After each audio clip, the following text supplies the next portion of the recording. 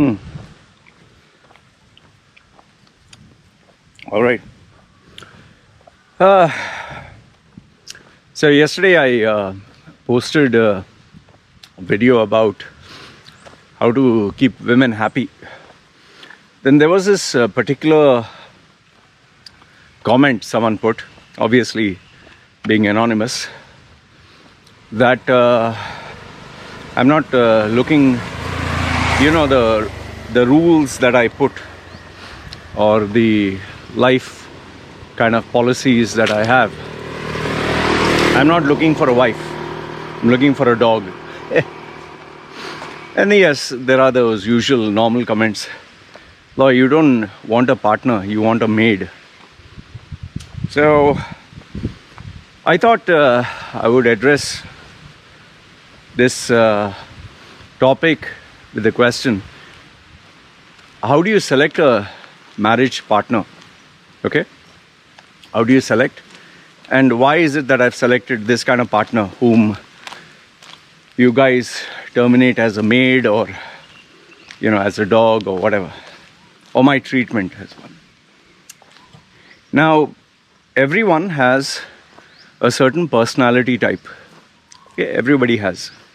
Some people are happy-go-lucky. Some people are aggressive. Some people have a bad temper. Some people like to be in charge, be leadership, be an alpha male. So there are different, like for example, in your family, notice your father, notice your uncle, notice the elders in the family. Each one has a different personality. Notice your friends. Each one has a different personality. Now notice the women. Every female has a different personality. Every female has different features, different characteristics, different looks. So everyone's unique in their own way. You have some very beautiful females who have very low self-esteem, who don't believe they are beautiful. Then you have very ugly females who think, oh, I'm the most beautiful, gorgeous female on the planet, and vice versa. You have some females who are super fat and hot-tempered. You have females who are super fat and very loving, sweet, calm. You have females who literally sacrifice everything and they just want to serve. They are very happy to serve. Then you have females who want you to serve them. They believe, equal rights, whatever. Okay. So, first part, let's agree that everyone has a different personality. Now, given your personality type, your selection of your kind of partner would be different to my selection and my kind of partner. The type of girl you date maybe wouldn't be the type of girl I would date, and vice versa. Okay? But now comes the second part. See, dating and boyfriend, girlfriend and friends is a very different kind of relationship. But marriage is a totally different ballgame altogether. Somehow, through my experience with so many women, I've realized that marriage changes people. It changes both the individuals.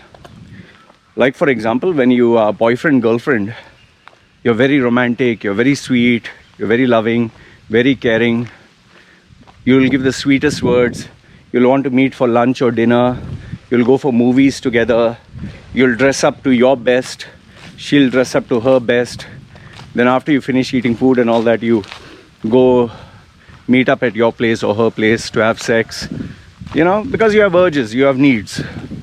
And there's so much of beautiful, sweet memories, sweet talk,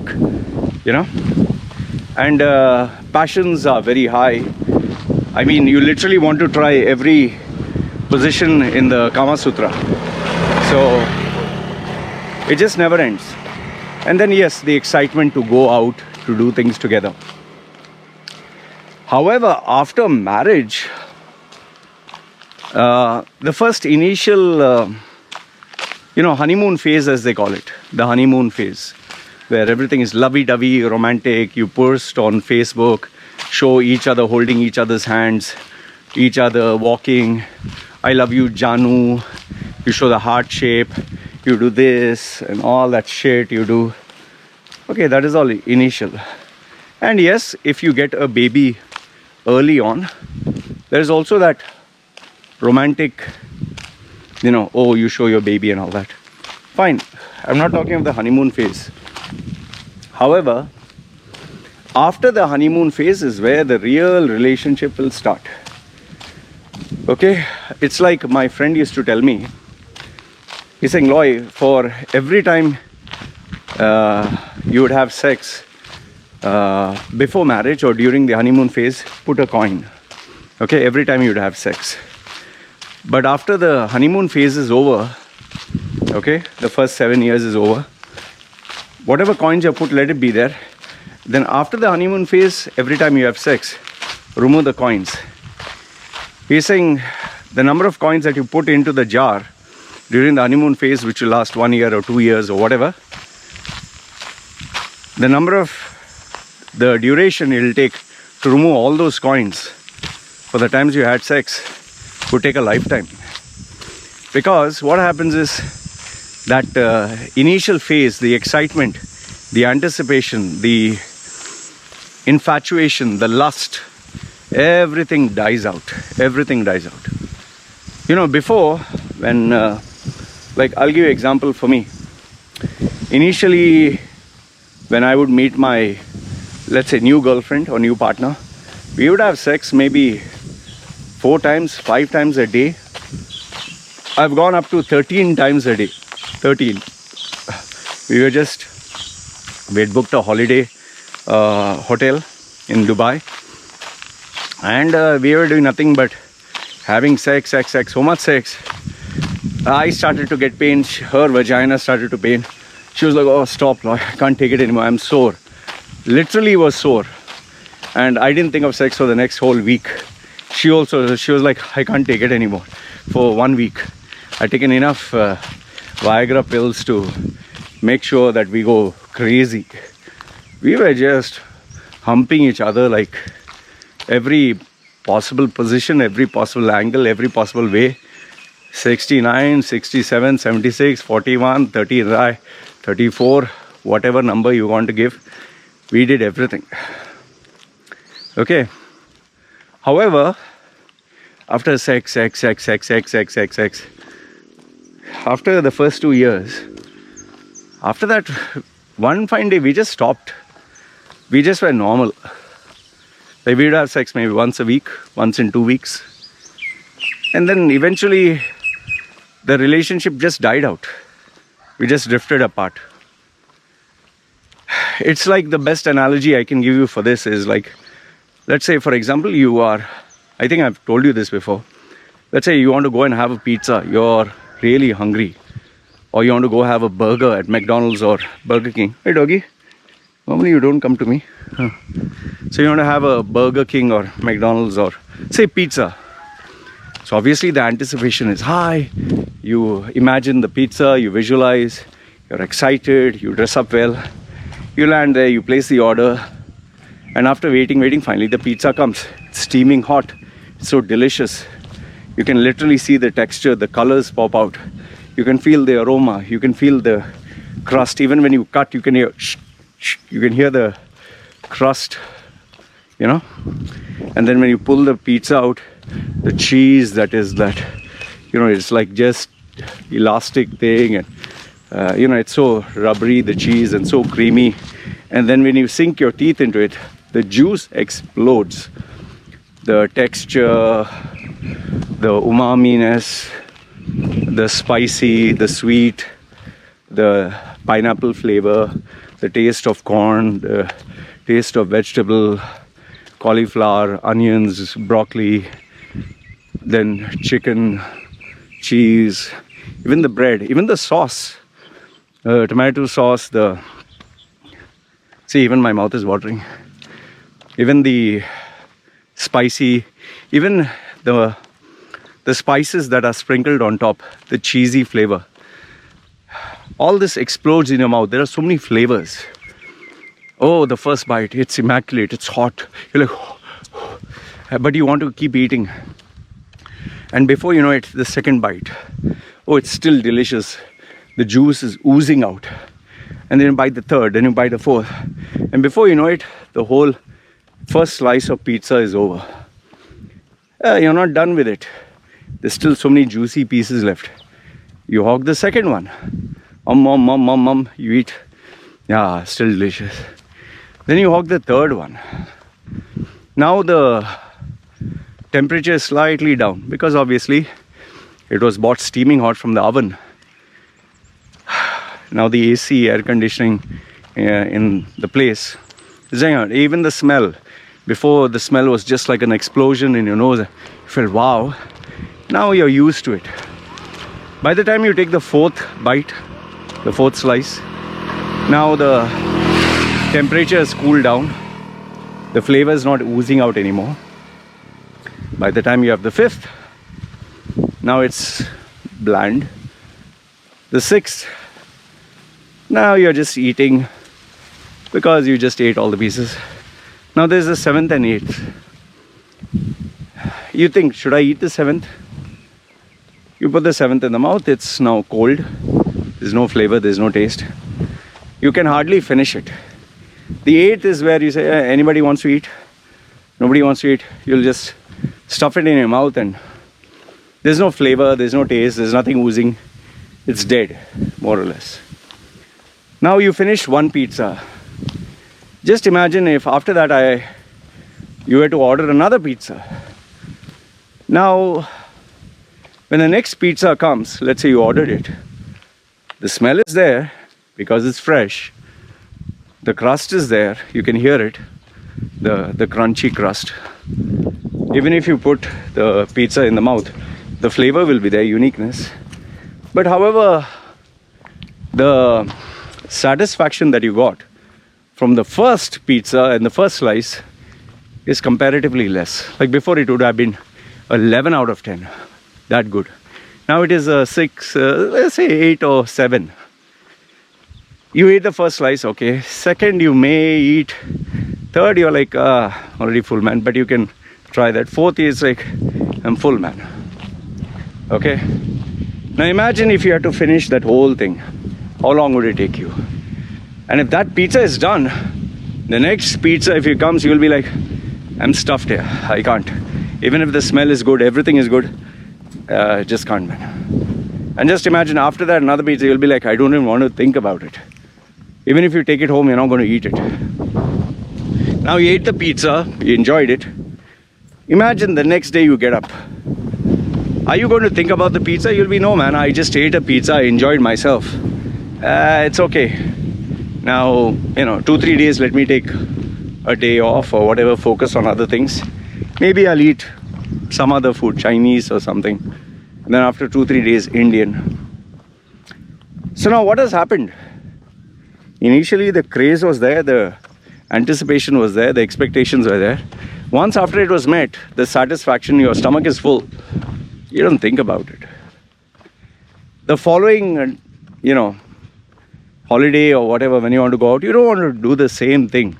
You want to try something new. So you go for a different cuisine. And then next week you go for a different cuisine. So we as human beings now, when we want something, oh, it's amazing, exciting. But once the stomach is full, we are done with. Then we want to try something new. So same thing with the relationship. We will go out, we'll do one thing. Okay, we finish that. Next week we'll try something new. Next week we'll try something new. Finally, you reach a point where you have done almost everything new you can think of. Then you'll think of bigger thing. Okay, let's go for a holiday, some other country. Let's try something new there. Finally, after you've done all that, at some point you'll reach where you have run out of ideas. And that is where maybe you'll get bored of that person. And what happens is when you tend to get bored of a person, you get bored of something, you stop working hard to impress that person. You stop working hard to look good. You stop working hard to be your best. And that is where they say, like the devil comes into your head. And you start looking elsewhere. You want something else to keep you happy. You want something more to keep you happy. You'll focus on your friends. You'll focus on your hobbies. You'll focus on your sports. you'll focus on movies. In fact, you'll even focus on your privacy, on being alone, on your me time. And this goes on until finally one day you find, like they say, in the new flavor of the month, you find a new person. Oh, she looks different. Oh, she looks nice. Oh, figure is attractive. Oh, look at her breasts. Oh, look at her ass. Oh, look at how she looks. You start fantasizing her. Or maybe if you're a girl, maybe you find someone different who treats you special, who talks to you politely, who treats you the way your ex treated, your current boyfriend treated you when he first met you. Extra love, extra sweetness, extra attention. So now, this is a fact. You and I know this is the reality. We always like to try something new. Whether it's getting bored of the same YouTube channel, the same TV program, the same food, the same clothes, even in fact the same iPhone or the same smartphone. We like to try something new every time. We get bored too easy. We are a generation that gets bored too easily.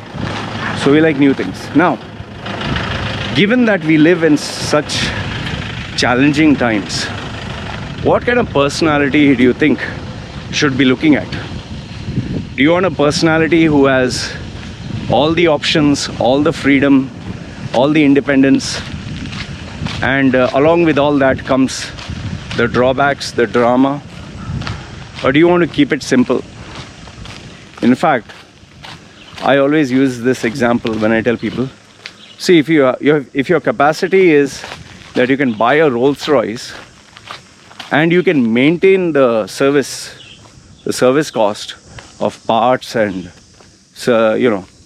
getting the labor work and everything, and you can maintain the standards of a Rolls Royce, and it doesn't pinch your pocket, please go ahead and buy a Rolls Royce. But if you buy a Rolls Royce and you'll struggle to make the service, the parts, you're actually having a tough time maintaining that image, then you seriously shouldn't buy a Rolls Royce. You should go a level below.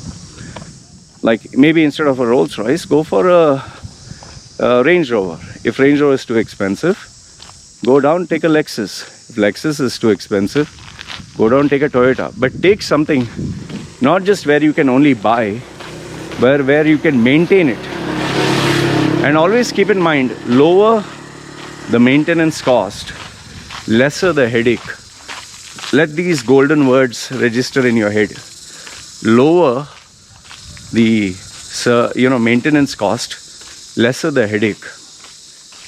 So if you take a female or a partner who is a Rolls Royce, where the maintenance value is so fucking high, expectations are right off the roof, then either you have to maintain that and exceed, or you're going to get fucked. See, if I were to speak in terms of cars, my capacity is,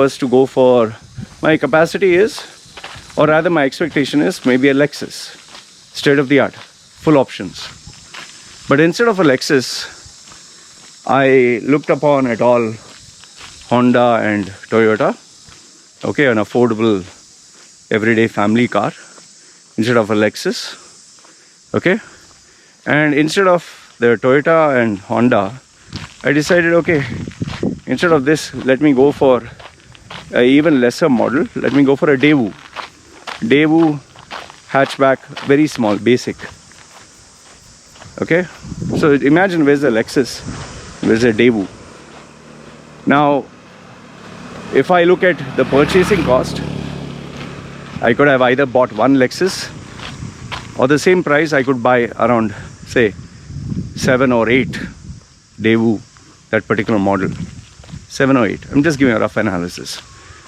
Now, why did I go for the Daewoo?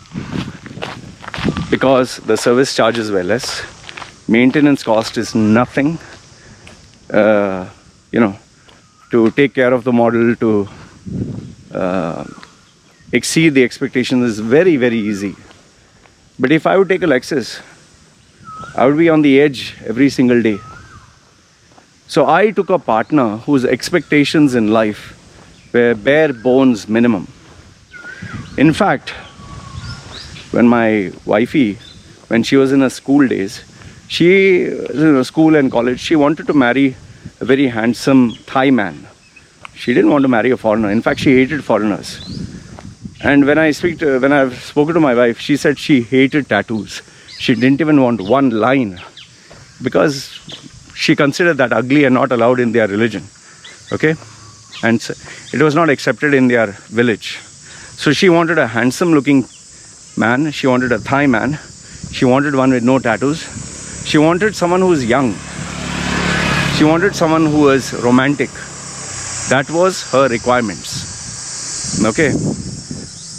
But now the question is, why did she marry an ugly guy, that to a foreigner, that to an Indian? And Thai people have a very bad opinion about Indians because they consider them super stingy, super miser, super stinky. You don't have to believe me. I'm an Indian passport holder.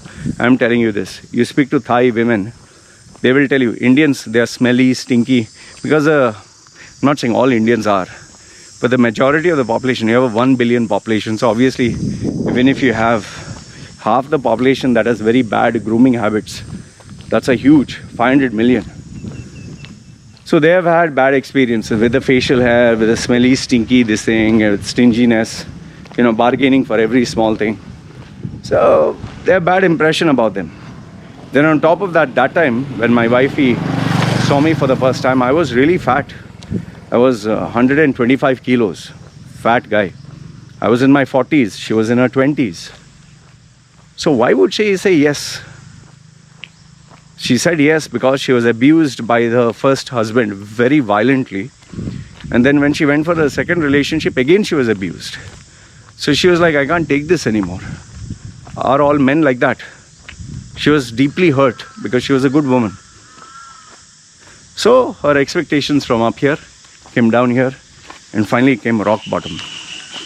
And it was very easy for me to impress her at rock bottom. Very easy.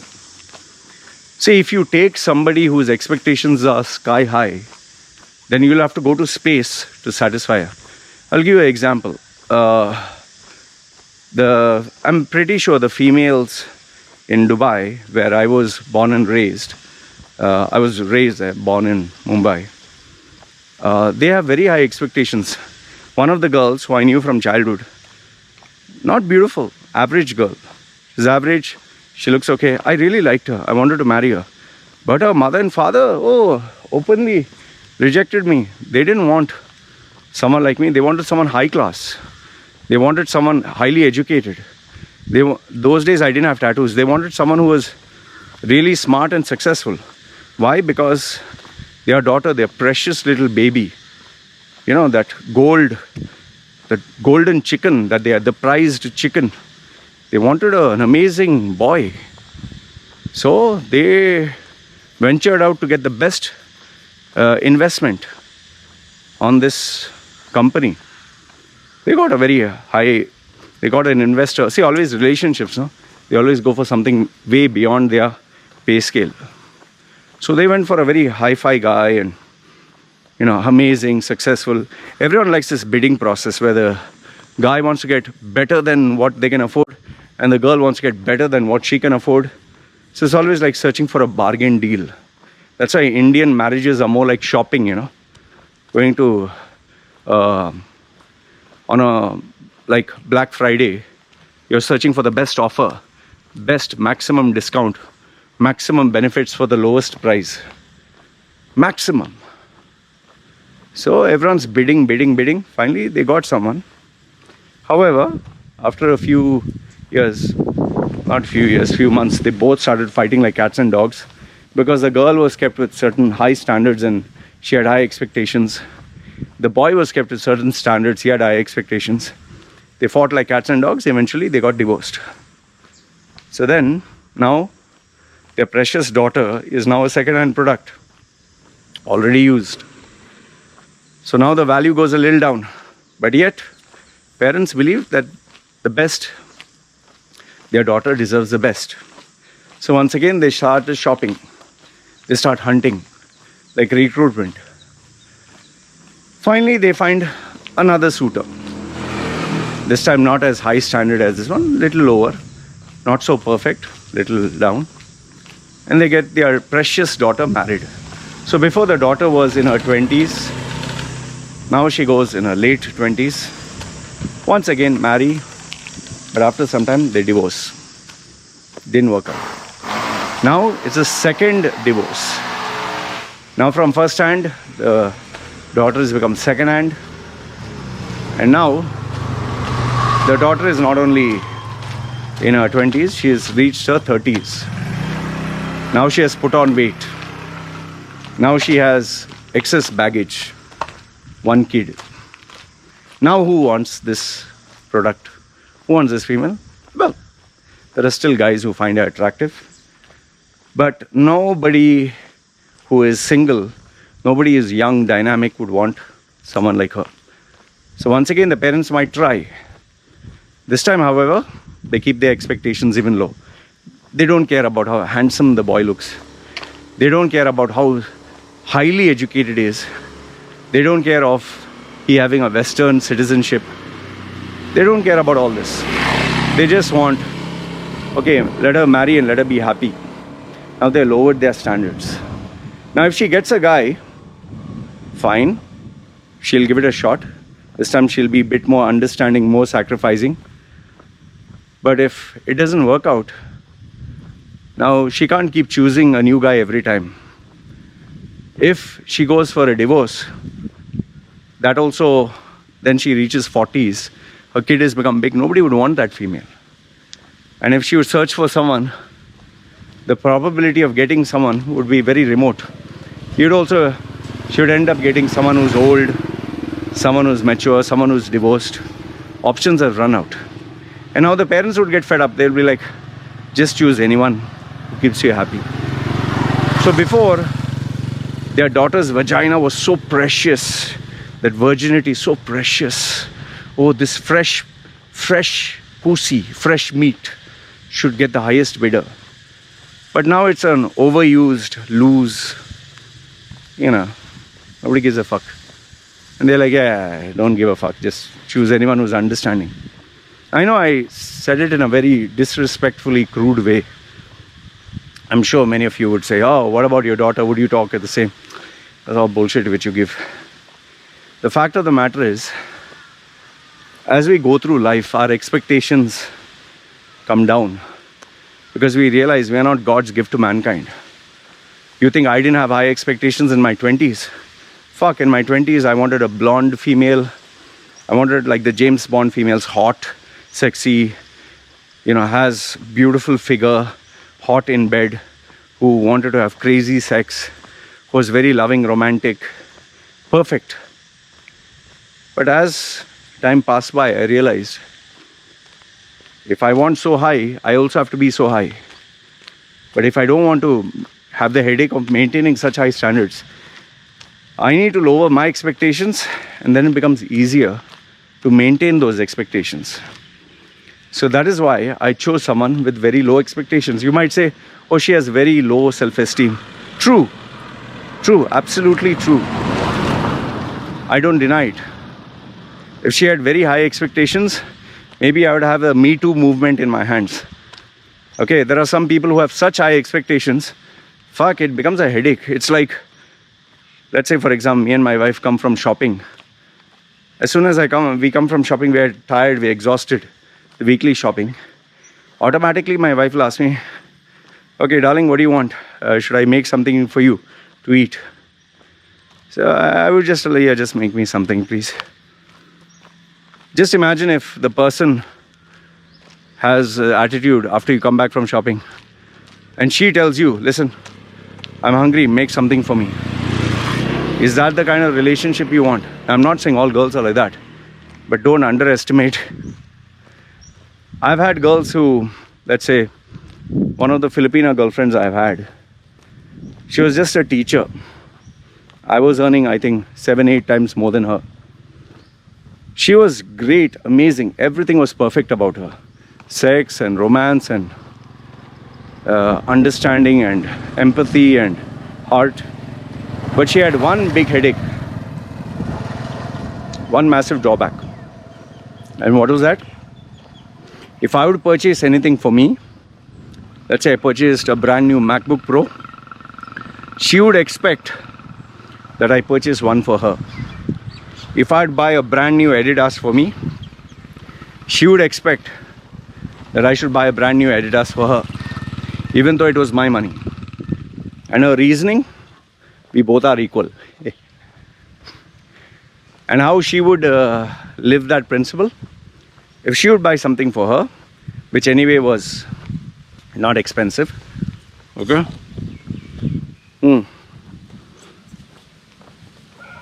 She would buy the same cheap thing for me. Now in her case, it would never be expensive. In my case, my stuff was super expensive. I've had girls like that. I've had girls who, when they get angry, they literally break objects in the house, plates, and I've had this crazy girl who literally would take everything. She even took my smartphone and smashed it on the ground in anger. Immediately I broke off with that. Oh, fuck off. I've had females who, like, you're dating this girl, you're getting to know her, and then in the middle of the night wakes you up. Hey baby, I'm feeling horny. Okay, what? Can you go down on me? She wants me to go down and use my mouth to pleasure her. Pum pum. Well, tell me, maybe some of you would like it. Some of you, oh Loy, that is so glorious. That's a gift. Yeah, try doing that after years and years, where your partner becomes fat and all the fat is hanging, and maybe the person... Yeah, do you know that there are some people who don't even like to have bath? So, there are so many variables to a person's personality. So many variables. Some people have a temper. Some people have expectations. Some people like to go with their friends. Some people believe they should know everything. Do you know there are even partners who want to know who you're chatting with, who you're meeting, who you're talking to, where you're going. They want to be involved in everything. So overall, what I want to tell you is, it all depends on your capacity. Do you want drama? Do you want headache? Do you want peace of mind? Do you want less maintenance? What do you want in life? If you want something very high in terms of maintenance value, then get ready to spend the time, effort and money. For me, given my personality, I want to focus my time, effort, energy, everything only on my brand, only on my business, only on making money, only on living a good life. And I didn't want a partner whom I'd had to break my head, effort, attention, nothing. I've literally told my wife, my career is most important, my capacity to earn. You should not come in between that. You should not interfere in that. No questions asked. And I literally drew out the rules. There are rules. My house, my rules. And she is perfectly happy with that. I take care of her like a queen. Whatever she wants, give it to her. But within the framework. Not that tomorrow she wants a fucking... she wants to go to a holiday on the Maldives. I should give her that. No. So, bottom line, if I could give you and encapsulate this whole video into choosing a partner, it would be, make sure that the car you purchase for life, not every month you change, should be the one you can easily maintain, you can take care, expectations are low, parts are easily changeable, and it's easy to satisfy because the person doesn't want the sun, moon and stars. If you get someone who's easy to maintain, look after and take care of with low expectations, and where your capacity to satisfy is a breeze, just don't have to do anything much, you're lucky. But if you're going to take something where every day you have to give your time, effort, money, like this one particular girl who I thought I was going to get married, but why I didn't marry, she wanted me to spend time with her, take her out, go for walks on the beach, hold her hand, go for holidays. Every week, 2 days I had to dedicate for her, 2 days. That was her rules and regulations. She had to know everything what I was doing online. She wanted to check, she wanted to use my stuff. She wanted to get into my space. I was like, fuck this, who wants this headache? So finally I took a girl who listens to everything I say and is a gift. So ask yourself what kind of girl you want, and based on your personality, choose. And end of the day, remember, what you choose, end of the day, you'll have to stick with for the rest of your life. And the worst part is, after you get married, expectations increase, demands increase, familiarity breeds contempt. Once they get to know you, the attention, the focus, the giving, everything declines. Like when my wife married me first time, what am I saying first time? When my wife just initially married me, she used to get up at 5 in the morning to do housework. She, 24/7, she was with me. Whatever I was doing, she was with me. That is when we initially married. Every day, get up at 5 to do work. Today, my wife gets up at 8 or 9 in the morning. She is in her own world with baby. Initially, when we married, she never asked me anything. Today, she has a bunch of requirements. Every day. Not every week, every day. So, keep this in mind. This is how relationships are.